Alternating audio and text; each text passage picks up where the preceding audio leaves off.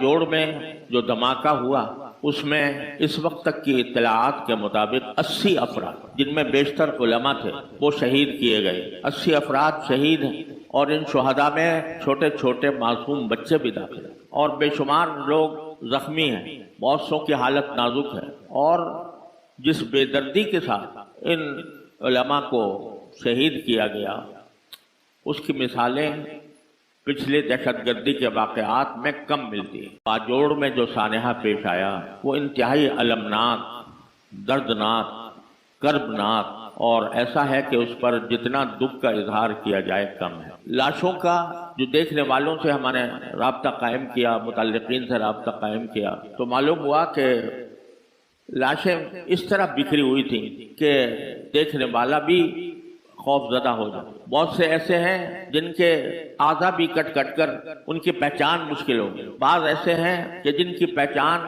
کرنے میں شدید دشواری پیش آئی. ایک صاحب کے بارے میں پتہ چلا کہ صرف ان کے جوتوں سے پہچانا گیا کہ یہ فلاں شخص ہے، ورنہ جسم کا کوئی حصہ سلامت نہیں.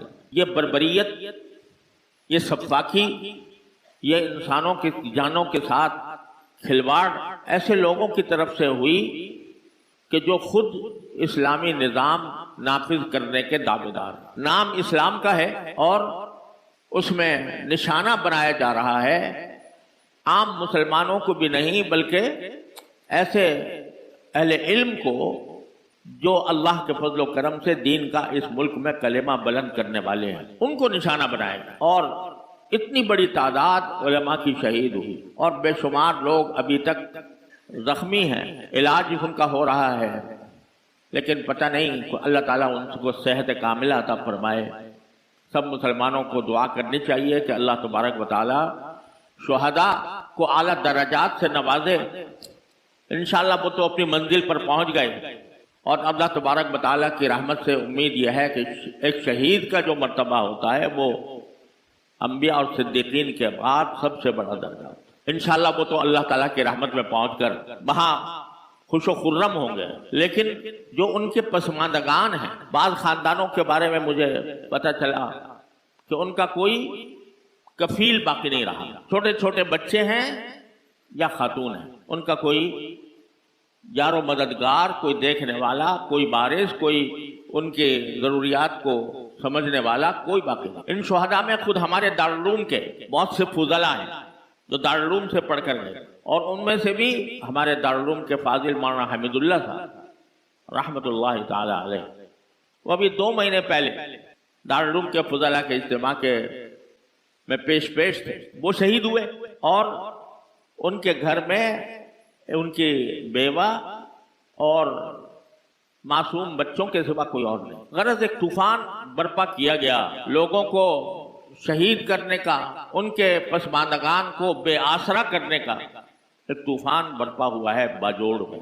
جب کبھی آپ کو یاد ہوگا کہ ہماری فوج کے اسکول کے بچوں پر جب حملہ ہوا تھا تو سارے ملک میں ایک کوہرام مچ گیا تھا اور اس کی مذمت، اس کی برائی اور ان کے کرنے والوں پر لعنت ملامت کا ایک طوفان سرکاری سطح پر بھی اور میڈیا کی سطح پر بھی ایک طوفان مچ گیا تھا. ہمارے ان علماء کی شہادت کے موقع پر جس طرح کا رد عمل ہماری حکومت کو یا ہماری سیکورٹی کی طاقتوں کو جیسا دینا چاہیے تھا وہ اس درجے کا نہیں ہے جو اس وقت دیا گیا. حالانکہ یہ علماء کے ساتھ یہ سفاکی یہ کہیں زیادہ شدید رد عمل کی متقاضی ہے. ان کی قدر و قیمت اور ان کی عظمت آج دنیا والوں کے سامنے کچھ بھی نہ ہو، لیکن جب یہ دنیا ختم ہوگی، ناپائیدار زندگی ختم ہوگی اور اللہ تبارک و تعالیٰ کی بارگاہ میں پیش ہوں گے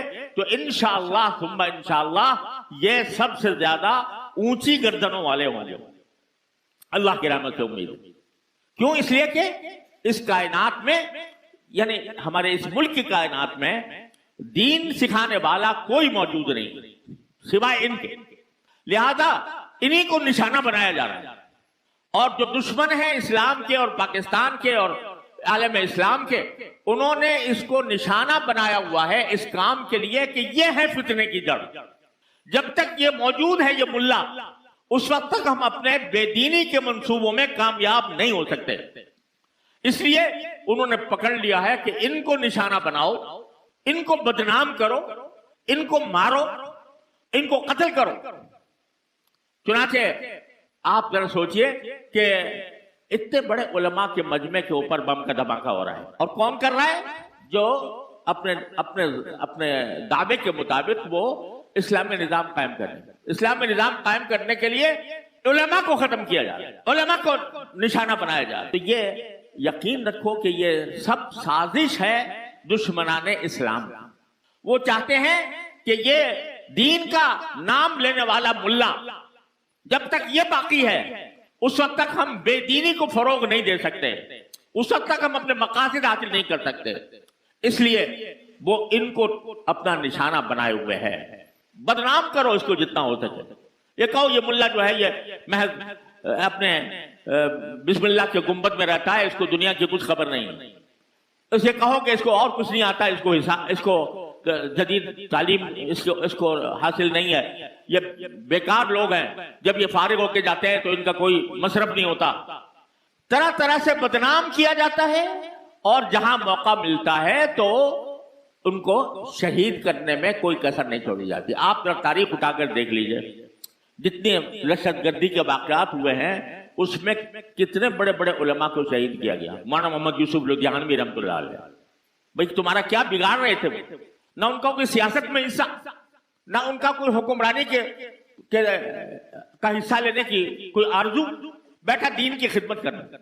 شہید کر دو اس کو, کیونکہ دین کا نام لے رہا ہے, اس کے گرد لوگ جمع ہیں اور لوگ اس کی بات سن رہے ہیں, ختم کرو. مولانا مفتی احمد اللہ صاحب جو جامعہ بنوری ٹاؤن کے, مولانا حبیب اللہ مختار صاحب, مولانا عادل شخان شہید صاحب, ان سب کو نشانہ بنا کر قتل کیا جا رہا ہے. کیوں؟ اس لیے کہ یہ کچھ دین کا نام کلمہ بلند کرنے کے لیے انہوں نے اپنی جان ہتھیلی پہ رکھی ہوئی ہے. تو یہ جب تک یہ لوگ موجود ہیں ہم اپنے بے دینی کے منصوبے میں کامیاب نہیں ہوتے. ایک ایک کر کے نشانہ بنائے گا. لیکن یہ بھی خوب یاد رکھو کہ یہ دشمنوں کی سازشیں کتنی بھی کبھی سے کبھی تر ہو جائیں, لیکن اللہ جل جلالہ کی یہ سنت ہے کہ کبھی دشمنان اسلام یہ کبھی اپنی سازشوں میں کامیاب نہیں ہو سکیں گے, نہیں ہو سکیں گے.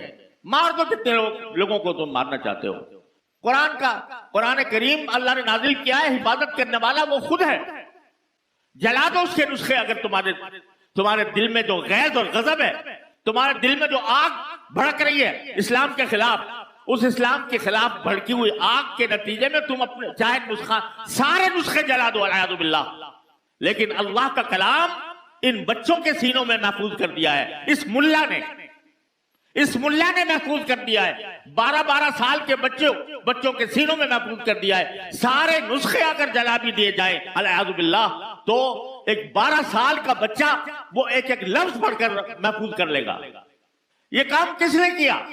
کالج نے, یونیورسٹی نے, اسکول نے, ان مکتبوں نے جو مسجد کے ساتھ قائم ہے, اس ملا نے جو اپنی ساری آسائشوں کو تج کر وہ اللہ کا کلام بلند کرنے کے لیے کسی کونے میں بیٹھا ہوا ہے. یہ کام اس ملا کا ہے, اور ملا کو اللہ نے بھیجا ہے, ملا کو اللہ نے بٹھایا ہے اس کام کے لیے.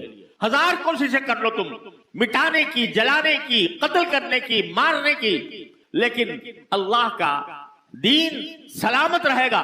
اللہ کے دین کے علمبردار سلامت رہیں گے. ایک کو مارو گے دوسرا اٹھ کھڑا ہوگا, دوسرے کو مارو گے تیسرا اٹھ کھڑا ہوگا. یہ کبھی ختم ہونے والے نہیں ہیں انشاءاللہ. یہ اللہ تبارک و تعالیٰ کی طرف سے اس دین کے محافظ ہیں. جو ہمارے دشمن ہیں وہ جانتے ہیں کہ اس مسلمان قوم کو اگر یہ کہہ کر بلایا جائے گا کہ تم اسلام چھوڑ دو تو یہ آئے گی نہیں, اس طرح نہیں آئے گی. اس کو اسلام ہی کے نام پر بہکاؤ, اس کو یہ کہو کہ ملک میں چونکہ اسلامی نظام نہیں ہے لہذا ہاتھ میں ہتھیار اٹھا کر اور ایک ایسی جنگ شروع کرو, اس کو کہتے ہیں چھاپا مار جنگ. تو کبھی کسی کو مارو, کبھی کسی کو مارو, کبھی کہیں چھاپا مارو, کبھی کہیں چھاپا مارو, تاکہ یہ آخر میں جا کے گھٹنے ٹیک دیں. یہ سکھایا ہے اس لیے تاکہ اسلام کا نام تو ختم کرنے کی ان کے اندر طاقت نہیں, نہ مسلمان کو ختم کرنے کی طاقت ہے، لیکن اسلام کو اور مسلمانوں کو اسلام ہی کے نام سے ان کو ختم کرنے کی کوشش کی جا رہی ہے۔